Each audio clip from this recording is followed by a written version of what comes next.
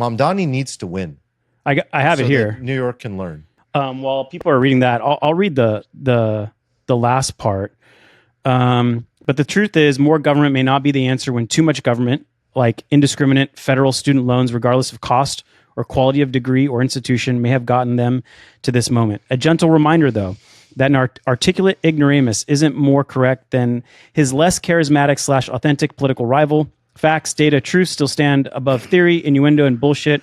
Socialism won't work. If we have to relearn that lesson the hard way, let's do it fast and elect Mamdani. So he's basically saying, we'll use it as a case study. Sure. Like kind of what you were saying last episode. Plays so nicely into last episode. Yes, it does. Like all of our politicians now are just like actors. Again, like this is the problem with like modern government is it like now optimizes basically for like social media reach. That's why everybody in Congress just tries to dunk on people. They try to get like clips on TikTok. And Mamdani's like, he's like a TikTok guy. He's like a TikTok Disney Nepo baby guy. This policy is just like, all of this policy makes me look good, but hurts all of the poor people. But I don't care because I get to look good.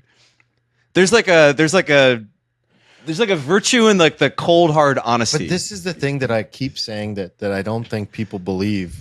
They don't believe, and most people don't understand that it hurts the poor people.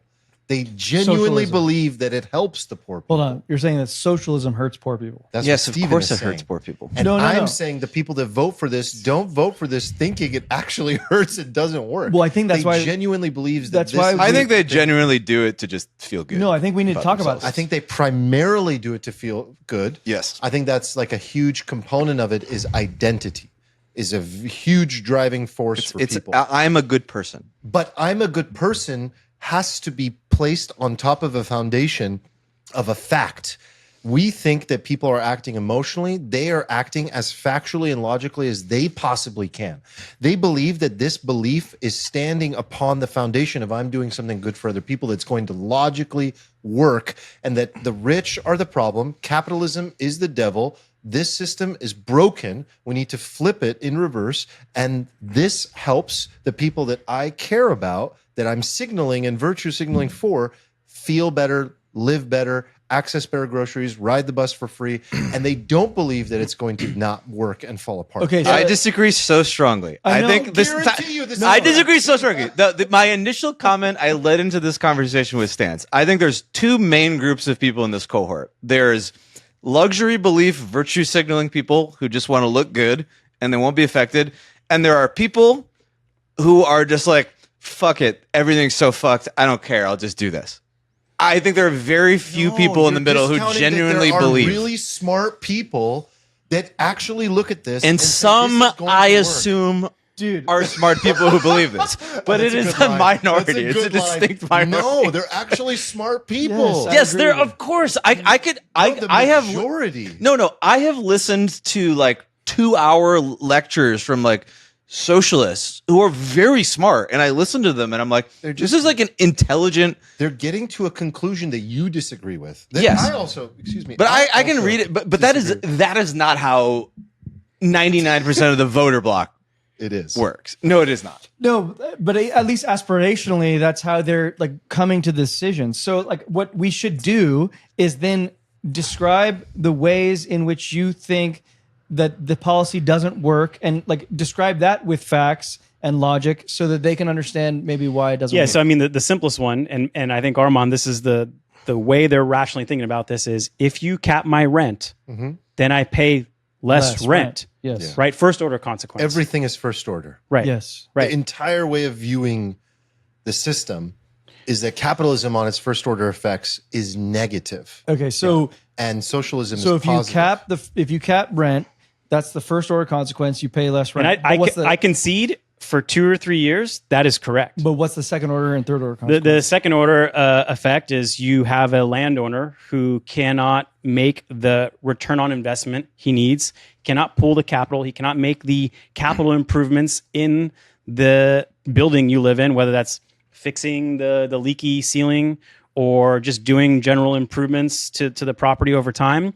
But then most importantly, you disincentivize investment. So the second order consequence is the existing And property what owner. happens when you disincentivize So then investment? third order consequence is no new money will enter in it. And you Correct. basically have like this dearth of capital coming in, of people rehabbing the properties, improving them, making life generally better in that neighborhood. And I'm not just talking about the property itself. I'm talking about store owners wanting to come into that area and sell their goods in there and having like a good neighborhood. You know, developers, while they may seem evil, they kind of make life happen in neighborhoods and in cities. They take the risk, they put in the investment, they hope to gain reward through rent, through, you know, store owners or tenants, and it typically matches whatever the market rates are, and that produces like a good neighborhood. But it goes the other way when you see capital leave. So Armand and I lived in San Francisco where they had rent control, and I can like explain this in ELI 5 way where we had rent control there. The people that were under rent control never moved. The renters never moved. So they were there for 25 years. Generations. On like $500 rent.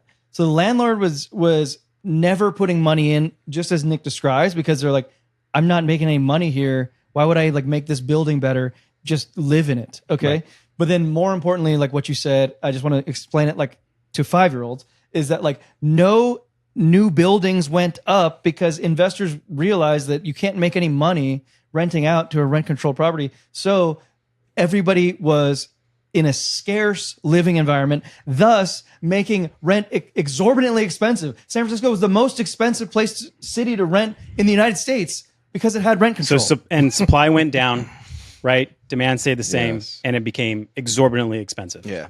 The way to pitch this to lefties is to be like, one of the things that's really shitty about tariffs and the way Trump implements tariffs is that you get to like bless like a particular group of people who are on the inside, and they get a really good deal, and then the larger market gets fucked. Yeah. Like you get a carve out for you're in what are you logging? Yeah, you're logging. You're logging maple trees. That sounds like a protected industry. We'll just remove that tariff, but everybody else gets fucked. And like it's the same thing with rent. Like if you are blessed into the apartment where your rent never gets raised, then you're good. But then the larger populace suffers because like the entire supply of housing just goes to hell. All right, so Mr. Tyrone in the chat says rent control is suicidal, but if that's left out, then the rest I like. So he's basically saying like I agree. Take another this topic. part. So let's, Mr. Tyrone, wait, hold up. Let's go, Mr. Tyrone. You like the government grocery stores? Let's talk about government grocery stores next. I like this. So what's the proposal? Let's try to understand what the fact is. He wants to create, I believe, one test run government. This has been sensationalized a little bit, but like he wants to go one government grocery store in each borough. I think. Okay. Is the proposal. And is it the ideal to sell it at cost essentially? He's like basically saying like, okay, there's going to be no rents, no taxes, and the entire thing is going to be operated not for profit, and so we're going to get the cost of groceries down. So at face value, Which that sounds pretty solid. Noble.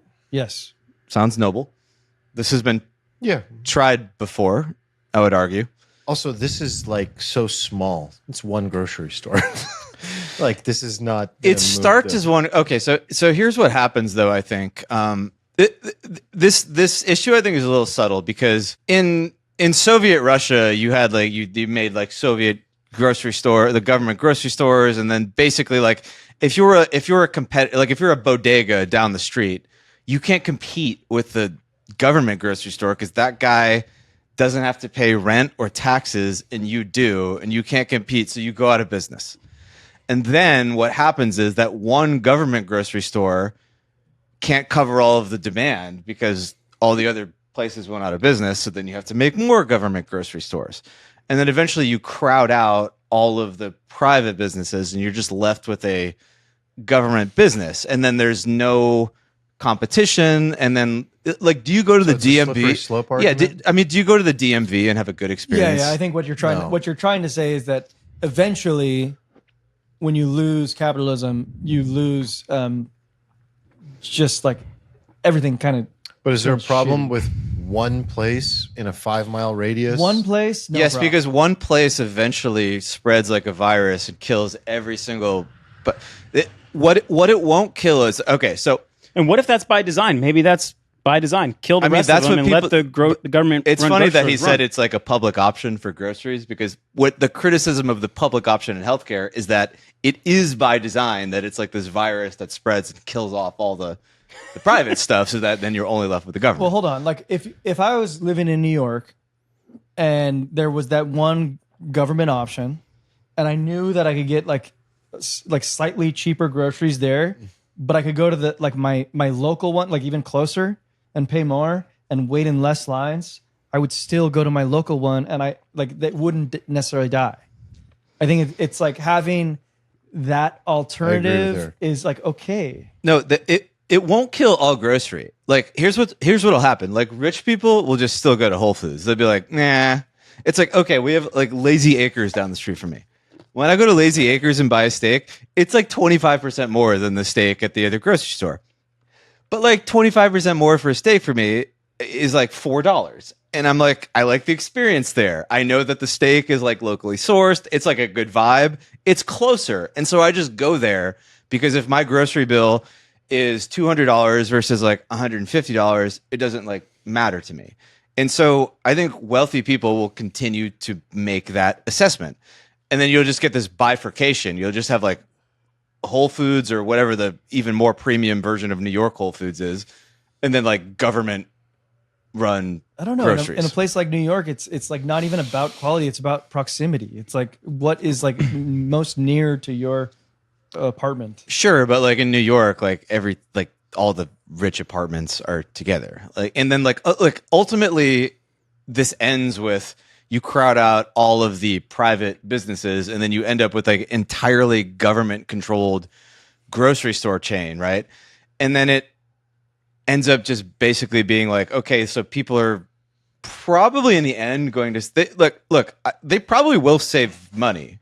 I will concede this because like they will charge less for groceries, but the product will suck and everything. But that's not necessarily the problem. The problem is going to be that you're sort of doing this like it's like a wealth transfer, right? You're these things are going to be running. It's like the post office. It just runs at this giant fucking loss, but people kind of like it, and it delivers a product that people find useful.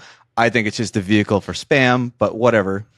But like there are probably better ways of like why not just give tax breaks to the private businesses running grocery stores? Like if your goal is to like reduce the cost of groceries, give the private businesses like that's like actually like a government intervention that like I can get behind. So, keep the private market. So let me ask you this. So like nudge it. If we were to implement these public grocery stores, they would take public funding naturally, right? They would take like state funding, city funding in order to like pay for rent, in order to pay for cost of goods. So what you're suggesting is instead of spending government funding on that, give it to the existing businesses via tax breaks. Assuming they would actually like deliver price decreases. Yeah. I'm a big fan of like using the government to drive economic incentives. I like doing it via private businesses and incentives. I don't like doing it via government takeover of entire things because the government sucks at everything it does. It just sucks. Yeah, it's awful. And then like ultimately like 20 years down the line, you're going to have some like grocery store bureaucracy with like 80% of the freaking people are just like bureaucrats somehow running produce. Dude, imagine they and all then, have like massive pension funds and like a yeah, it's gonna be a pension fund, and it's gonna require like more and more and more and more taxpayer dollars to deliver cheap lettuce because it's gonna be like a college where there's like one professor for 12 administrators like doing DEI stuff, and you're like, wait, why is tuition like $80K a year?